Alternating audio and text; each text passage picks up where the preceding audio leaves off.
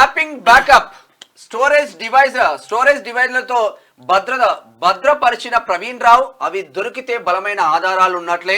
Seize చేసే పనిలో దర్యాప్తు అధికారులు బిజీ. ఈ కేసులో ఇప్పటికే 40 మంది విచారణ. ప్రణీత్ రావు ఇంత చేసిన రిలీవింగ్ సమయంలో ఎస్ఐబి నుంచి నోడ్యూస్.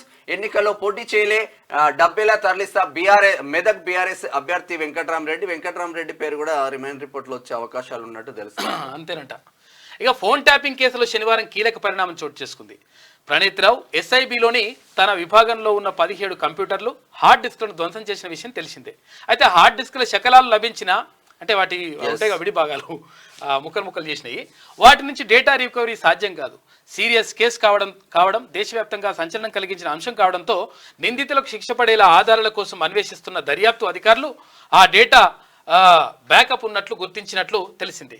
అయితే ప్రణీత్ రావు హార్డ్ డిస్క్లను ధ్వంసం చేయడానికి ముందు పెన్ డ్రైవ్లు, ఫ్లాష్ డ్రైవ్లు, తర్వాత ఎక్స్టర్నల్ హార్డ్ డిస్క్లతో బ్యాకప్ తీసుకున్నట్లు సమాచారం. ఈ బ్యాకప్ కనుక లభిస్తే కోర్టుల్లో కేసు ఎక్కడా వీగిపోకుండా నిందితులకు శిక్ష పడవచ్చని దర్యాప్తు అధికారులు భావిస్తా ఉన్నారంట. దానికోసం మొత్తం కూడా 40 మంది సాక్షులు అవన్నీ గుర్తుకొట్టి నజ్జినజి చేసిరు కదా, ముక్కలు శకలాలు చేసిరు కదా, ముక్కలు చేసిండ్రు కదా. చేసినా కానీ అప్పటికే ఆ పెన్ డ్రైవ్లలో దినడ్రైవ్లలో తీసి పెట్టినాడు మనోడు. ప్రణీత్ రావు తీసిండు కదా, ఇప్పుడు తీసి బయటకు తీసుకొస్తే మొత్తం కథ అంతా బయట పడుతుంది. ఈ పక్కకే ఈయనే వికారాబాద్ అడవులలో ఇక 40 మంది సాక్షులే. ఈ కోవలో ఉన్న సుమారు 40 మందికి తాము ఏం చేస్తున్నాం, ఎవరి కోసం చేస్తున్నాం అనే దానిపైన పూర్తి స్థాయి అవగాహన లేదని దర్యాప్తు అధికారులు గుర్తించారు.